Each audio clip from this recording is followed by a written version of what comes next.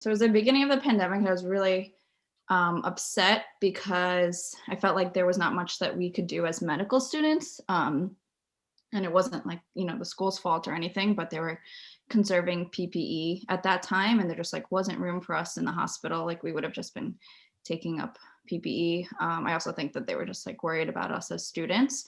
But it felt like just really not great to not be able to help out, especially when I'd gone through like a few years of medical education. I felt like I kind of knew knew some stuff.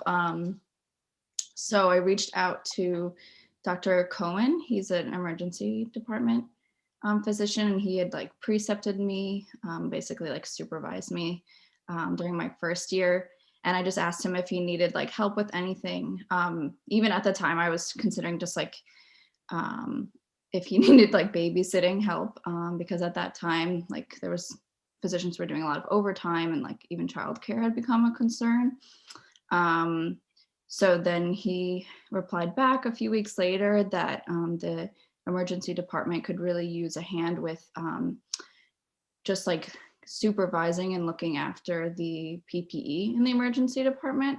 Because at the time, like a lot of it was like in such a high demand, it just like it became necessary to like have somebody watching it and distributing it at all times, just to make sure it was like if being efficiently distributed out. So that's what I ended up getting involved in, just like creating a system where like the students in all of the classes could come in and sign up for shifts of like 3 or 4 hours at a time, and just work in the emergency department, giving out the protective wear to whoever like faculty was working in the emergency department at that time. And then after that, it kind of turned into like a COVID service learning project. That was like the first project I was involved in. And then the other one, because I still had a lot of time on my hands at that point and the pandemic was really raging. The other one was I got involved with calling geriatric patients who were isolated, and calling patients who had been hospitalized with COVID and were discharged, just to check up on them. So the post-hospitalized patients, I called to make sure that they were feeling okay, that they had the medications that they needed after their discharge. And then the geriatric patients, I called to see if they like needed help with getting groceries or medications delivered. And if they did, there was like another separate service of medical student volunteers that like ran the errands and brought that stuff to them. So it was good. I think it was like a especially difficult time, just because my dad was working in the ICU in Elmhurst, Queens at that point. So it was just, I don't know, it was like hard to know that he was in the hospital working every day and I couldn't really do much of anything. So that's kind of what like spurred me on to do like the different service learning activities, especially. It was great because I think it was just something that was like created on the fly. And then like, I think the volunteering started first, where like we were just trying to pitch in, and then the school kind of recognized it as like an activity that we were all devoting like a lot of time and effort into. And then they had a component of it where we were reading more about like whatever was known about COVID-19, like the disease at that point. So it kind of complemented that the volunteer aspect of the course like pretty well. So yeah, it was a good experience. So for when I was doing the work in the emergency department,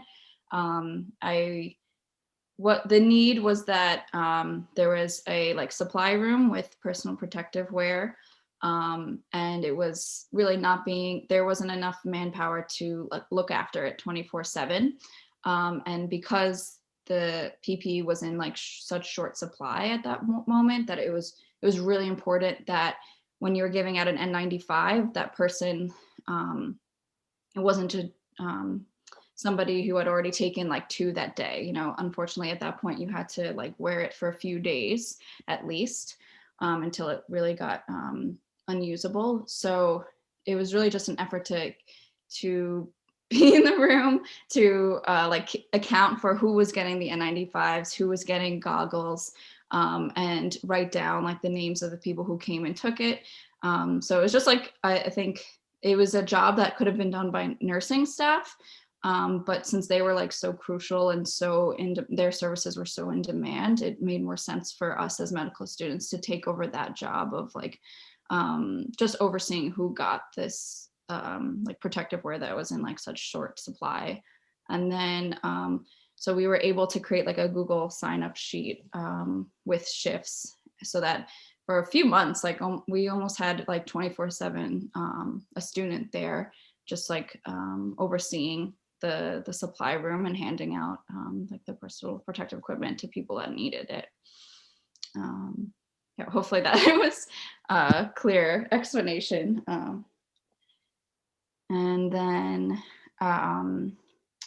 the calling was pretty much like what I said. Like we just like went through patients who had been in the hospital with COVID and were discharged, and made sure that they were still like on an upward trajectory of feeling better. And then the same for like geriatric patients. We were able to get their contact information through like the Stony Brook primary care registry. And it was geriatric patients who had indicated that they would like students or somebody from Stony Brook to check up on them. And so we didn't offer any medical advice because, we're not graduated yet, but we were able to, at the very least, in addition to like offering to get them groceries or like their medication, I think it was helpful just to provide like a little interaction for a lot of people who were like suddenly so isolated and afraid to go out of their homes and maybe hadn't seen or talked to people in a while. And it was good for me that way too. I felt like pretty isolated at that time as well. And so it was like nice to connect with patients from afar. My challenges were like pretty minimal because I was just kind of comparing these activities to the people that were actually working in the hospital and delivering care to people. So I was just like grateful to be able to do something that I felt like was maybe helpful towards people. The challenges with the emergency department was just kind of setting up the like basis for the volunteer effort, like, getting the volunteers all together, creating the Google, like the sign up sheet, just figure out a way that was most efficient to make sure someone was there very consistently. But everyone that signed up was just like so great. Like, and I worked with she's an MS3 now, I think her name's Lara Ambrosio. She's done, I don't know if you've heard of her, she's done like a ton she oversaw a lot of the COVID service learning activities. So working with her, like it came together like pretty quickly and pretty easily. Yeah, I think it was just like the only difficulties was that it was just like such a like new and scary time.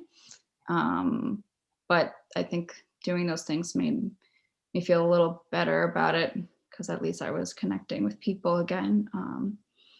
Even if it was virtually through the phone calls or just with like providers in the ED, I didn't see any patients or anything. When I was volunteering in the emergency department, I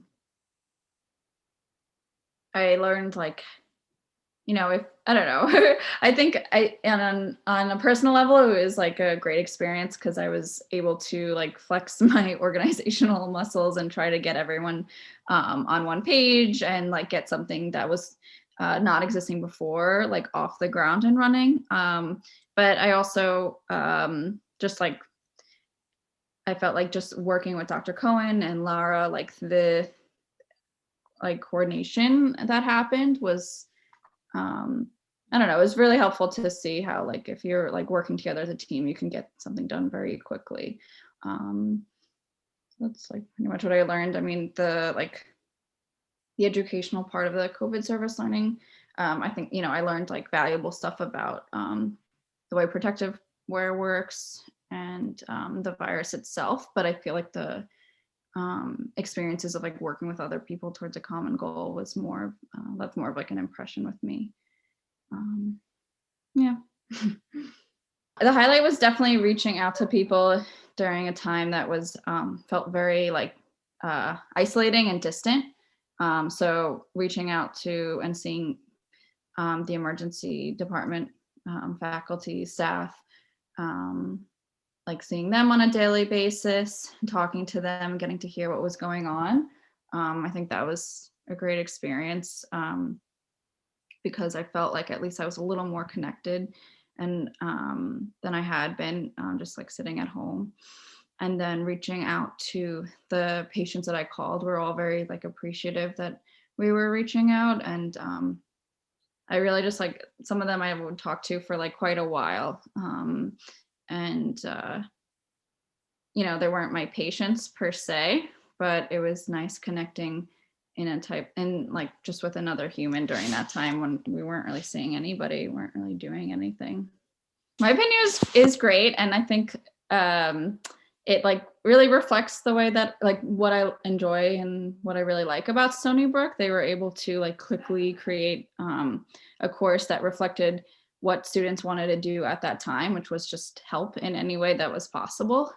And then because it was hard for us. We missed out on like a lot of stuff because of the pandemic. Like we had to push electives back, and so for them to allow like what started out as just a volunteer effort to have that count as a class, and then to also educate us more about like the virus and just more of the practical stuff about surrounding COVID-19. Like I just like really appreciated that the school did that, and yeah.